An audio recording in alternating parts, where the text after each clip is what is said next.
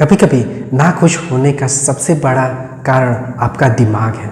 मान लीजिए कुछ महीनों के स्ट्रगल के बाद आपके जीवन में सब कुछ ठीक चल रहा है। आपको प्रमोशन मिल गया क्योंकि आप अपनी मनपसंद काम कर रहे थे। फाइनली इतने सारे महीने के स्ट्रगल की और स्ट्रेस झेलने के बाद आप काम महसूस कर रहे हैं। तभी उसी रात ग्रेटफुल महसूस करने की बजाय आप बिस्तर पर लेटे हुए ये सोच रहे हैं कि अगर क्या होता जब मैं सब कुछ गड़बड़ कर दूं, अगर कुछ गलत हो गया तो। क्या आपने इस एक्सपीरियंस को महसूस किया है? फाइनली आप समझ रहे हैं कि आपको क्या चाहिए, लेकिन खुश होने के बजाय आपका दिमाग वर्स्ट के सिनेरियो को प्रिपेयर कर रहा है। इसी का मतलब होता है अपनी खुशियों का सेल्फ sabotage करना। इसी बात को भगवद गीता में काफ़ी प्यारे तरीके से अर्जुन के बैटल से एक्सप्लेन किया गया है। तो इस वीडियो में मैं आपको बताऊंगा 2 ऐसे मेंटल बैटल्स जो हमारे मन की शांति को डिस्ट्रॉय करते हैं। पहला बैटल ऑफ इंटरप्रिटेशन। कुरुक्षेत्र की लड़ाई में अर्जुन पूरी तरीके से तैयार था। वह अपना पूरा जीवन इस युद्ध की तैयारी के लिए समर्पित था। लेकिन जब उसने देखा कि रणभूमि में उसके सामने सभी अपने ही थे, तो उसने कहा मैं ये युद्ध नहीं लड़ सकता। वह पहले ही जानता था कि ये लड़ाई उसके रिलेटिव्स के खिलाफ ही है और इसके पीछे का रीज़न क्या है। लेकिन ये सब जानते हुए भी वह डट के खड़ा रहा। अब सवाल है ऐसा क्यों? क्योंकि इस सिचुएशन को देखने का नज़रिया बदल गया, उसके अंदर की फिल्टर बदल गया। सही तरीके से कहूँ तो इसका मतलब यही हुआ कि आप किसी सिचुएशन के बारे में जो मीनिंग निकालते हैं। पहले अर्जुन युद्ध को अपने कर्तव्य के नज़रिए से देखता था, लेकिन अब वो जैसे अपने ही लोगों को चोट पहुंचा रहा है। अब आप समझ रहे होंगे सिचुएशन वही है, लेकिन व्याख्या यानी इंटरप्रिटेशन अलग है, और सिर्फ वही इंटरप्रिटेशन उसे पूरी तरीके से झकझोर के रख दिया। इसी को कहते हैं कॉग्निटिव फ्रेमिंग, संज्ञानात्मक फ्रेमिंग। इसका मतलब आपका ब्रेन डायरेक्टली इवेंट्स पर रिएक्ट नहीं करता, बल्कि ये आपके फिल्टर्स के माध्यम से दिया गया मीनिंग के अनुसार रिएक्ट करता है। मान लीजिए आपने काम के दौरान कोई एक गलती की।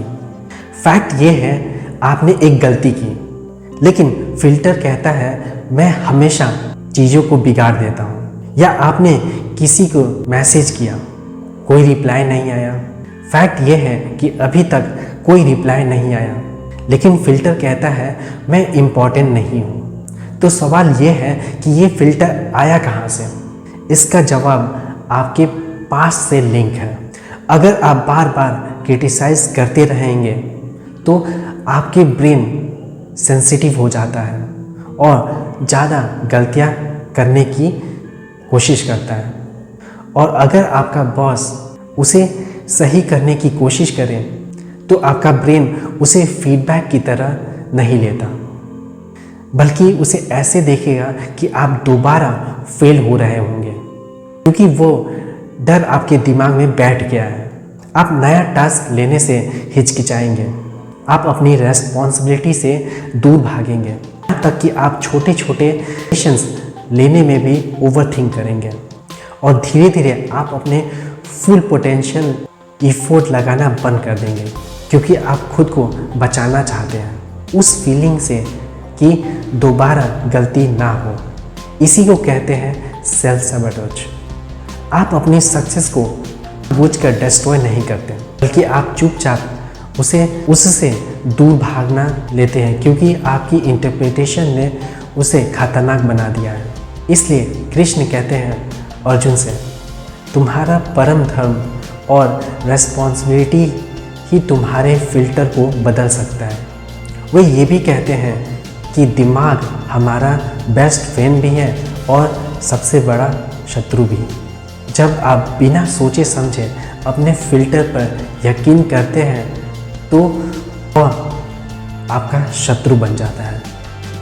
लेकिन जब आप सही सवाल करेंगे, सही सवाल करने लगते हैं, तो वही आपकी स्ट्रेंथ बन जाती है। तो जब भी आपको कुछ चीज़ें परेशान करती हैं, तो थोड़ा सा पॉज लें, गहरी सांस लें और खुद से ऑनेस्टली पूछें कि क्या फैक्ट है और मेरा फिल्टर उसमें क्या जोड़ रहा है। इन दोनों को अलग अलग लिख लें और गहराई से एनालाइज करें और उस पर काम करना शुरू कर दें। ये बात जान लीजिए कि आपकी पहली लड़ाई बाहर नहीं बल्कि अंदर की इंटरप्रिटेशन से है। दूसरा, शांति खोने की लड़ाई। गीता में कृष्ण की बातें सुनने के बाद अर्जुन अपनी ड्यूटी को समझ जाता है, लेकिन उसका मन अभी भी बेचैन है। सिर्फ समझने से उसे शांति नहीं मिली। वह मोरल कॉन्फ्लिक्ट, दुख, अटैचमेंट और भयावह कल्पनाओं से जूझ रहा था। उसने युद्ध क्षेत्र की ओर देखा और कहा, जीत की कीमत चुकानी पड़े तो उसका क्या फ़ायदा। मुझे तो सिर्फ दुर्भाग्य ही दिख रहा है। मेरे अंग काँप रहे हैं। वह फिजिकली रणभूमि में खड़ा था, लेकिन मेंटली वह युद्ध के अंजाम के बारे में सोच रहा था। तभी कृष्ण ने अर्जुन को एक पावरफुल निर्देश दिया, अपने कर्म पर ध्यान दो, फल की चिंता मत करो। यहाँ कृष्ण परिणामों को नकार नहीं रहे हैं, वे इमोशनल रेगुलेशन सिखा रहे हैं। ठीक उसी प्रकार अगर आप काल्पनिक परिणामों को अपने नर्वस सिस्टम को कंट्रोल करने देंगे तो एक्शन लेने से पहले ही हार जाएंगे। अब वापस वहाँ पर चलते हैं जहाँ पर मैंने कहा था, इतने सारे महीनों के अस्थिरता के बाद आखिरकार जीवन में शांति है। लेकिन रिलैक्स महसूस करने की बजाय आपके मन में खतरे की आशंकाएं उठने लगती है। अगर क्या हो जब ये शांति ज़्यादा देर तक ना टिके या कुछ गड़बड़ हो गया तो। अभी कुछ भी गलत नहीं हुआ है, लेकिन आपका शरीर तनाव महसूस कर रहा है।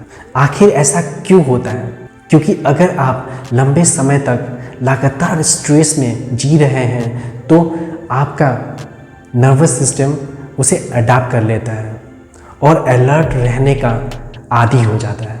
इसी को कंडीशनिंग कहते हैं। ब्रेन रिपीटेड पैटर्न्स से लर्न करता है। मान लीजिए अगर पास्ट में कोई ऐसी घटना हुई हो जिसमें आपकी शांति भंग हुई हो, तो आपका ब्रेन शांति को डेंजर के साथ जोड़ना शुरू कर देता है।